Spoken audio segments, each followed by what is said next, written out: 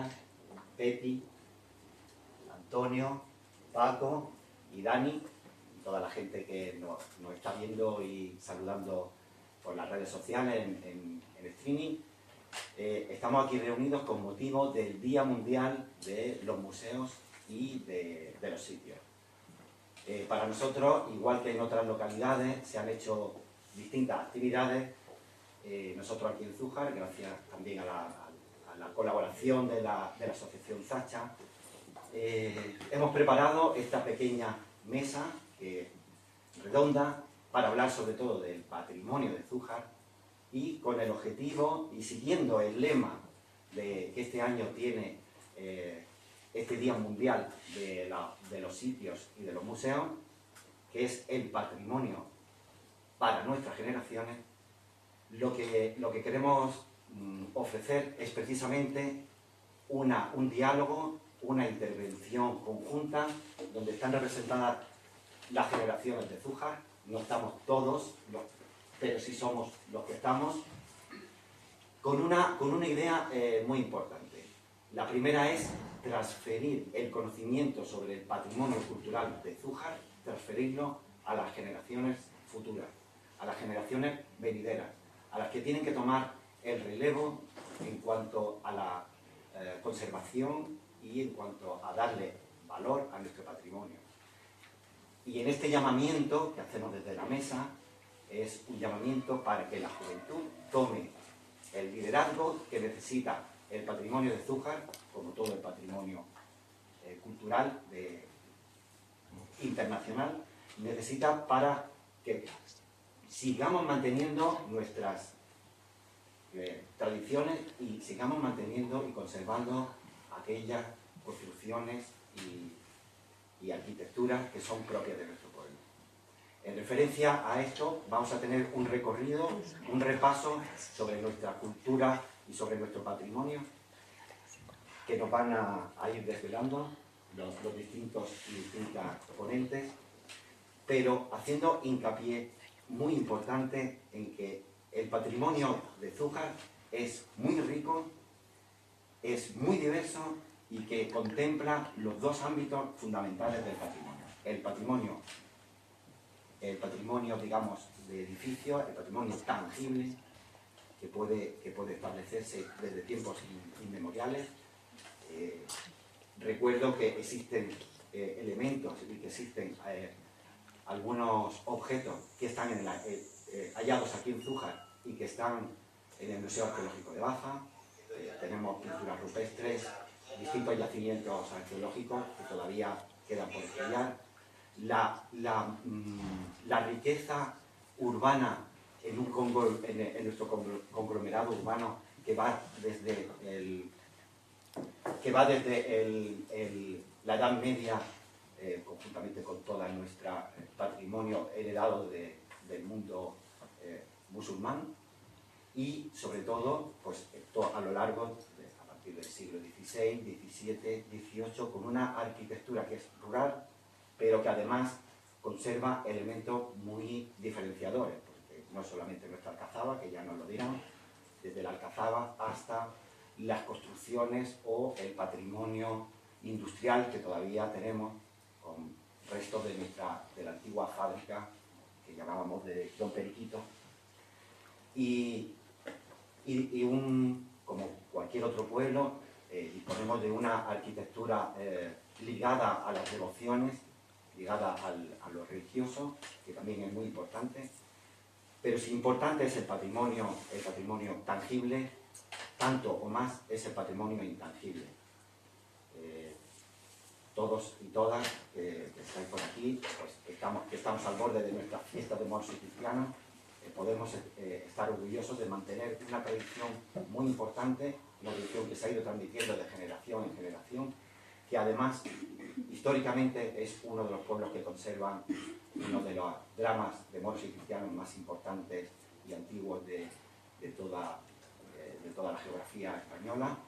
Os recuerdo que el documento más antiguo conservado es de 1799, que se descubrió hace unos años, y no solamente moros y cristianos, sino toda aquella tradición que va ligada tanto a la actividad económica, en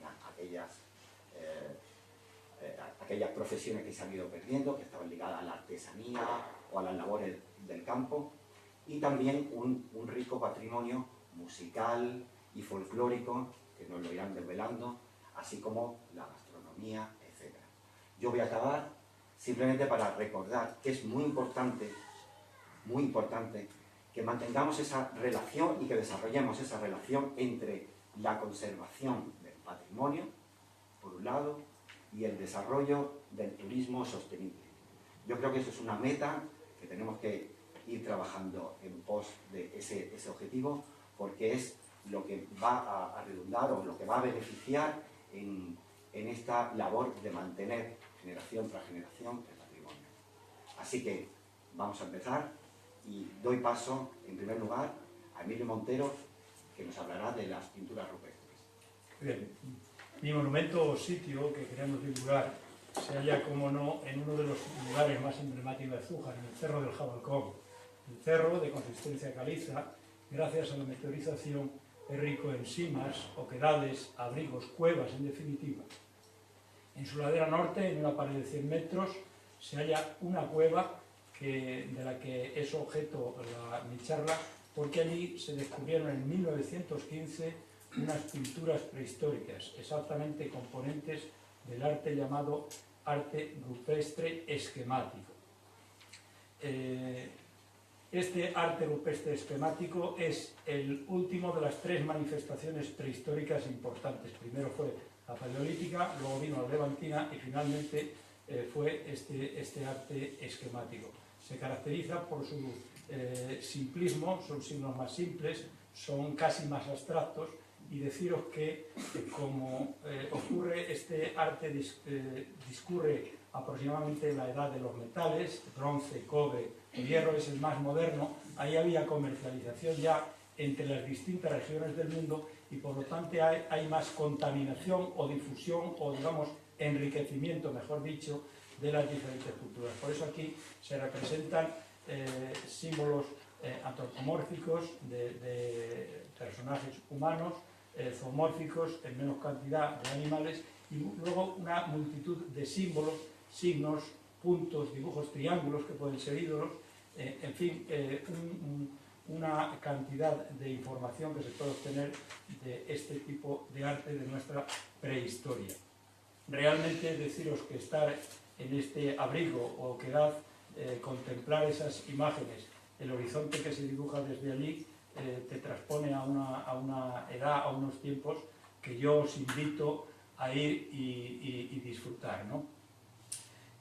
Comentaros que esta oquedad no es muy profunda. Esta oquedad tiene unos 4 metros de profundo, 13 metros aproximadamente de ancho y está muy abierta. Eso significa que los agentes atmosféricos la han podido transformar bastante. Y fruto de ello es que en 1915, cuando la descubre Federico Motos, que es el primero, es un farmacéutico de Vélez Blanco, que es el primero que manifiesta estas pinturas, luego posteriormente un francés sacerdote, Henri Preuil, hablan de ellas como que están desvanecidas, como que están un poco difuminadas, que no tienen brillo.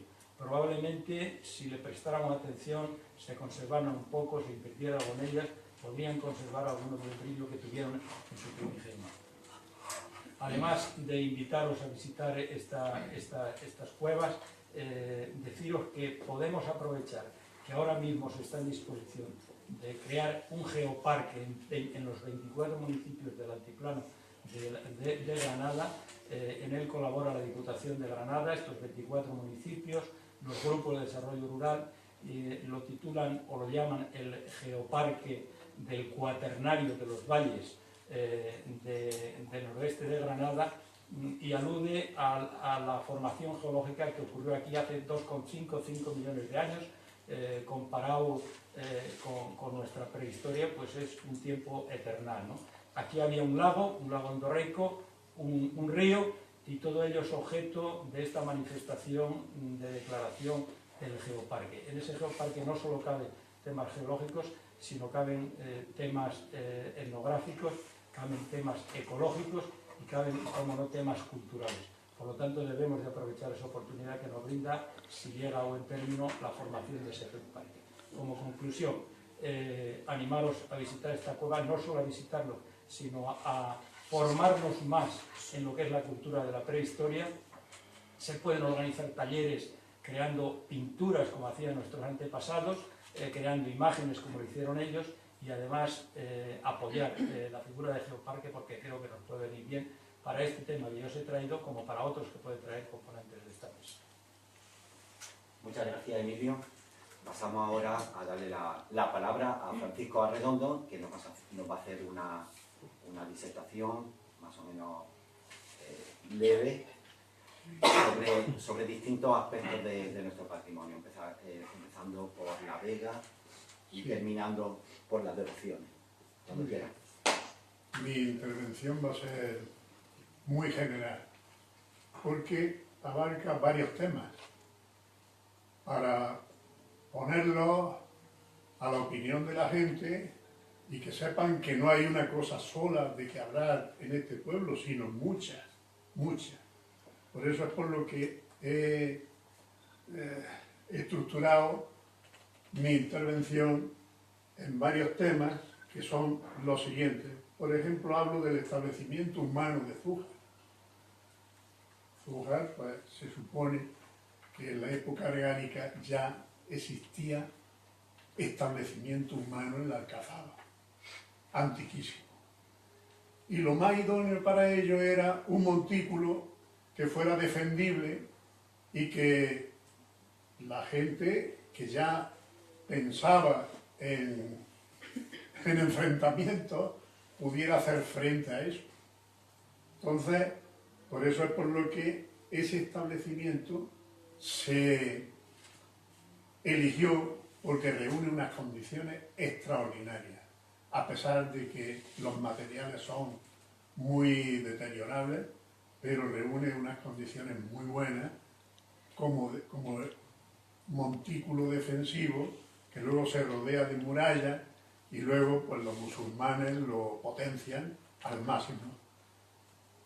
Hablo también, quiero decir, sobre la vega.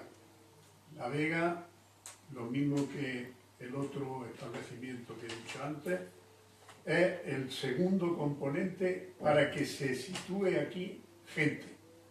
Teniendo un lugar defendible y una cantidad enorme de agua que hay en la vega, que sirve para muchas cosas, para la agricultura sobre todo, pues entonces ya el establecimiento se convierte en un centro urbano que poco a poco va aumentando y llega hasta nuestros días como lo vemos hoy. El Parque de la Vega es un parque. Aquí había gente que decía que por qué no se hacía un parque. Pero si no hace falta, si tenemos uno que es la Vega. La Vega es un parque natural, que tiene y reúne unas condiciones extraordinarias de agua. Y entonces esas condiciones pues se usan, pues esa cantidad de agua se usa para muchas cosas, sobre todo para la agricultura.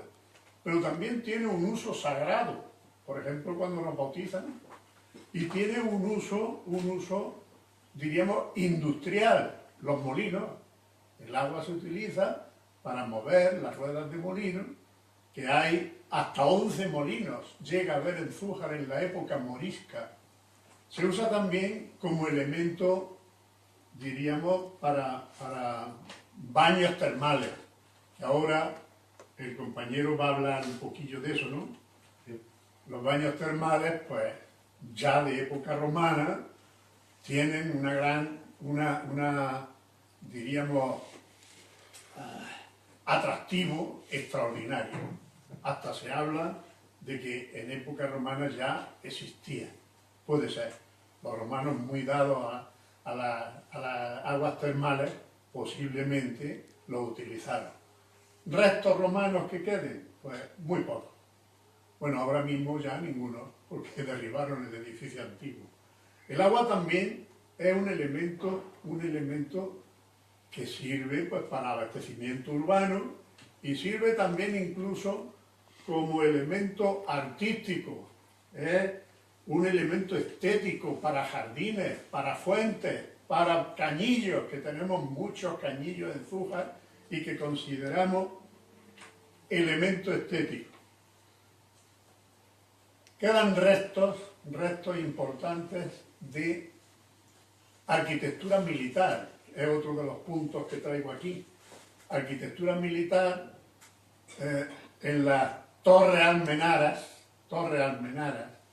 torres de señalización, torres para vigilar los caminos, como por ejemplo la del Macele, la torre de la Cuna, la torre del Agua, la torre de la Ermita Vieja, la torre de los Morrones, que es la única que se conserva más o menos, bueno, bien, no, regular.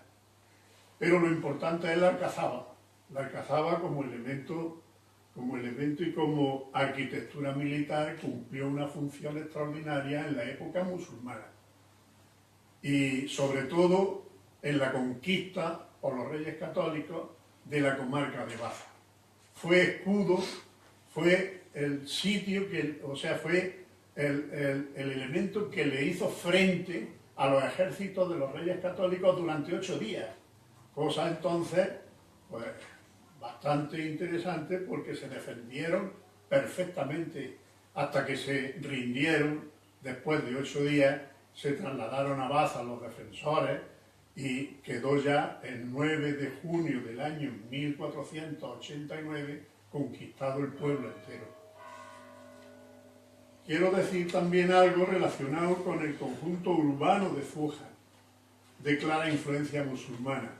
Poco a poco se ha ido formando ese conjunto urbano.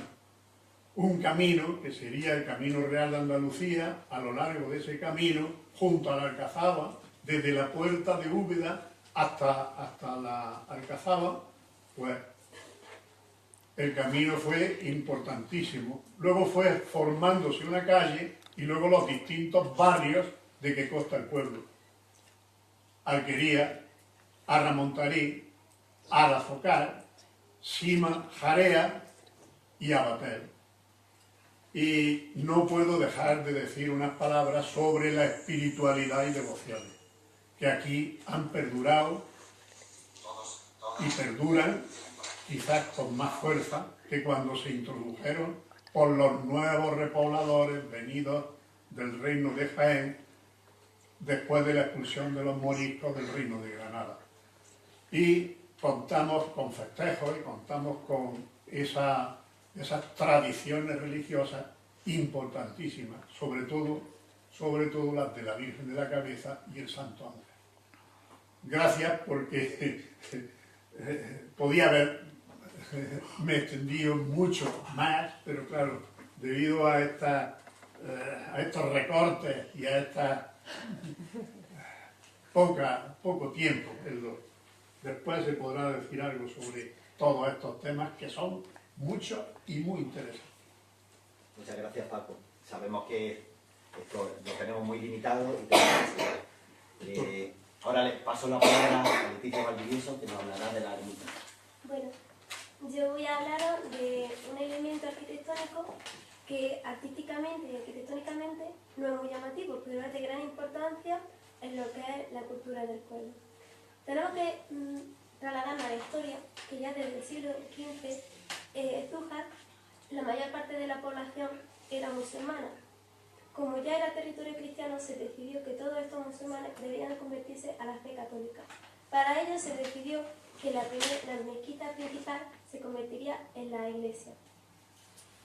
Y también se construirían 3 distintas ermitas en los barrios principales para que así la fe cristiana pudiera llegar lo antes posible a todas estas personas.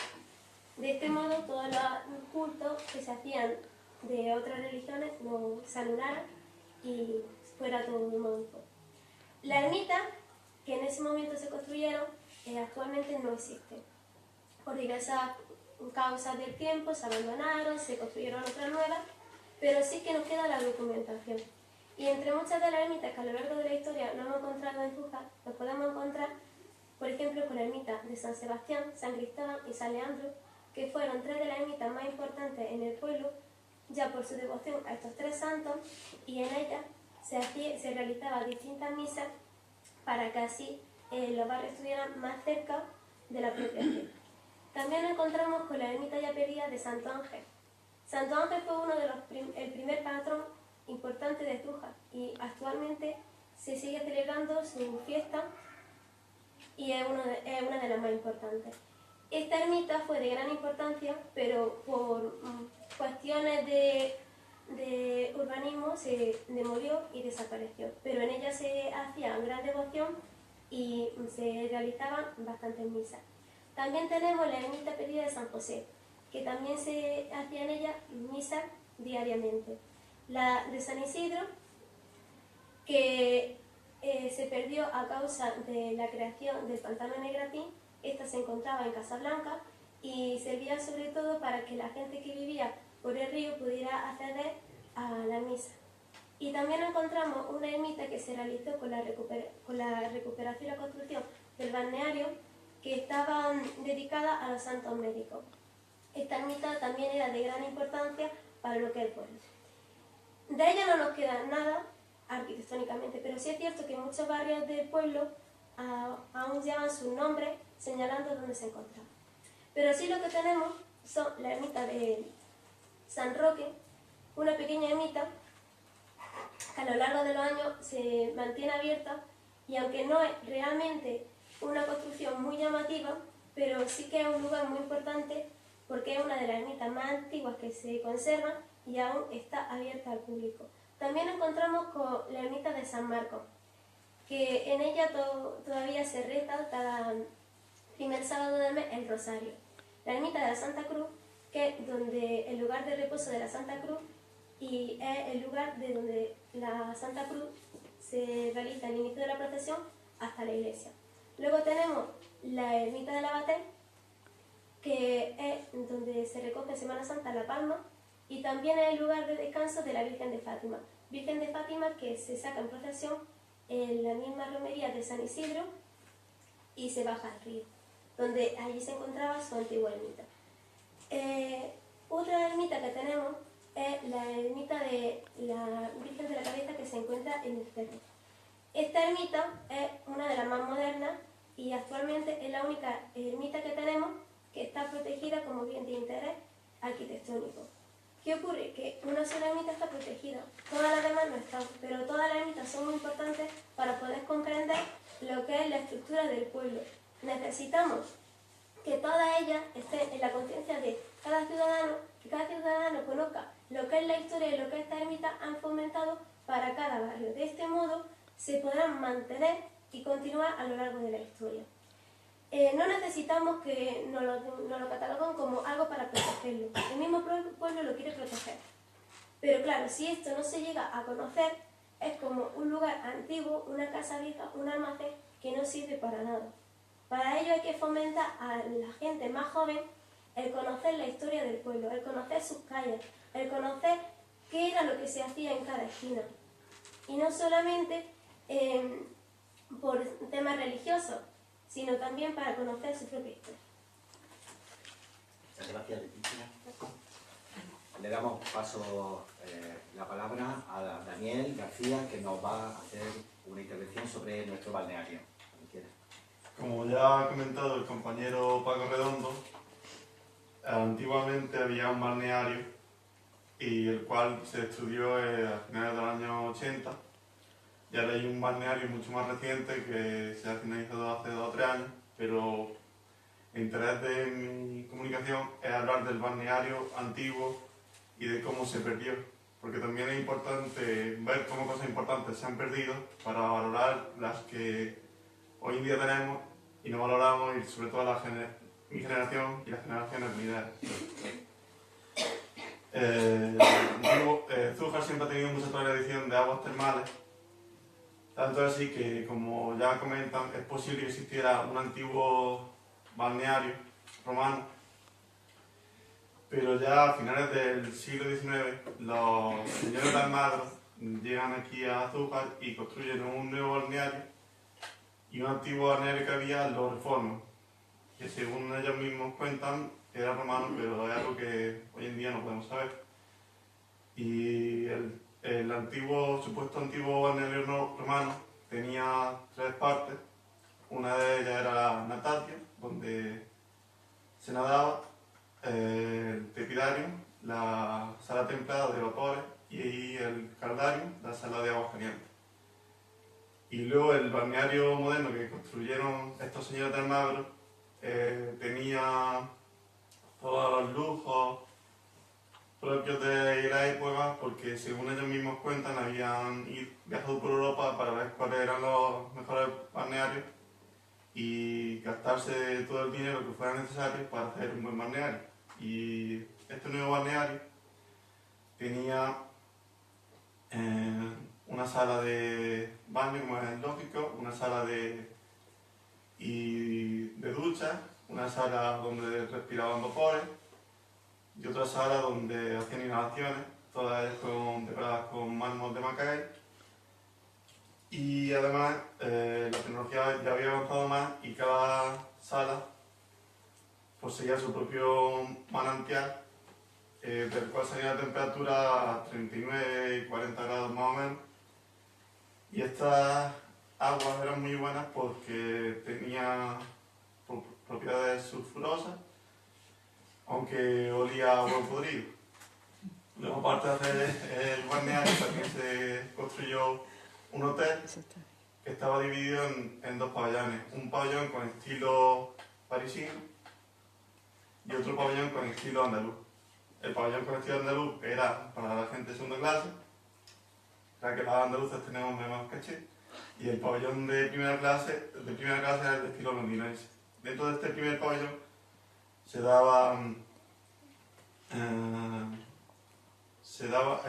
también un casino, también poseía mesas de billar y demás. Y luego, hablando un poco de la vida pública del balneario, parece que lo común era que por las mañanas la gente estuviera en el balneario y ya luego por las tardes pues realizaran excursiones al Jabalcón o fueran al río Guadalera Menor, o que jugaran al croquet, o que hicieran picnics yendo con las burras, que no estaba tan mal visto, como parece. Y es importante destacar como un edificio tan importante y que podía contener elementos arqueológicos ha desaparecido, y es importante que aprendamos a valorar lo que tenemos y que no se destruyan cosas antiguas para construir cosas modernas. Muchas gracias, Daniel. Bueno, le doy el paso ahora a Emilia Castaño, que nos hablará de las fuentes, leyendas y de lo que se te ocurra. Bueno, pues siguiendo precisamente el hilo del agua, pues yo quería hacer mención a las fuentes, a las varias fuentes y caños que tenemos en nuestro pueblo.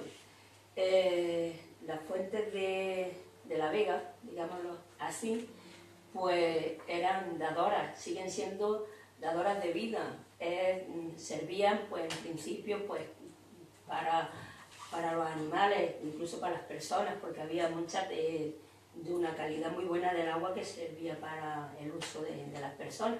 Esas fuentes, es verdad que algunas se han perdido por falta de mantenimiento, pero también se han perdido por el cambio climático que tenemos, que es verdad que no llueve lo que debiera de llover, y que este año precisamente con lo que ha llovido están aflorando unas que ya estaban secas.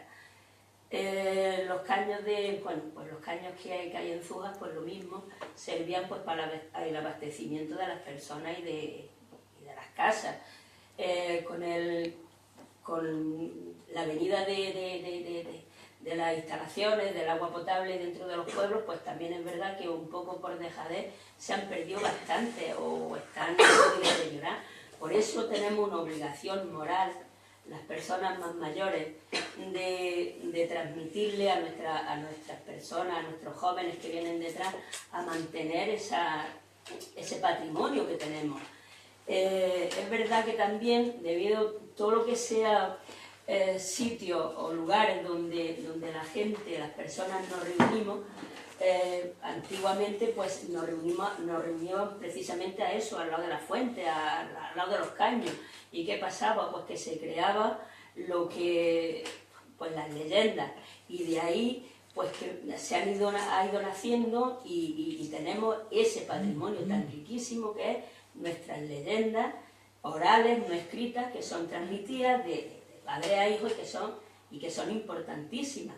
Por eso, desde aquí, y creo que todos estamos de acuerdo, que debemos preservarla, es nuestra obligación de preservar ese patrimonio que tenemos, y además, importantísimo, saber transmitirlo a las generaciones que vienen, porque tenemos que protegerlo, preservarlo y darlo a conocer, que tenemos un patrimonio exquisito.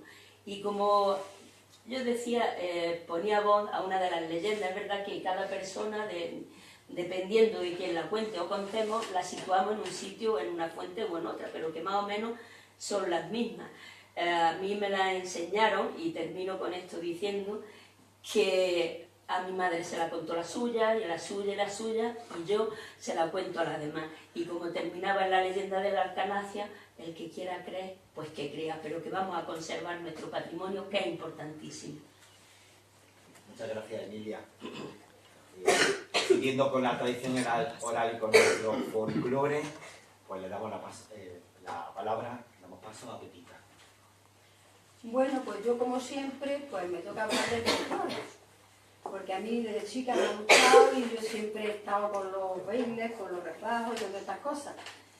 Y precisamente el fandango de ánimas, pues es nuestro fandango de toda la vida. Yo creo que ese fandango viene desde tiempo inmemorial, yo lo sé, porque por lo menos desde el siglo XVIII, XIX, por ahí, yo creo que ya se bailaba el fandango.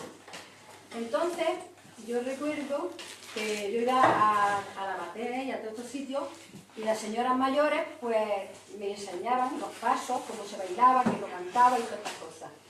Los animeros, entonces había una hermandad de ánimas, de los ánimas, pues iban por las calles y entonces casi siempre se bailaba el fandango, pues cuando terminaban las cosechas, se recogían la cosecha, se reunían y entonces empezaban a bailar el fandango, y todo el barrio, toda la gente, todo el mundo se reunía en esos sitios. Y este baile también servía para pujar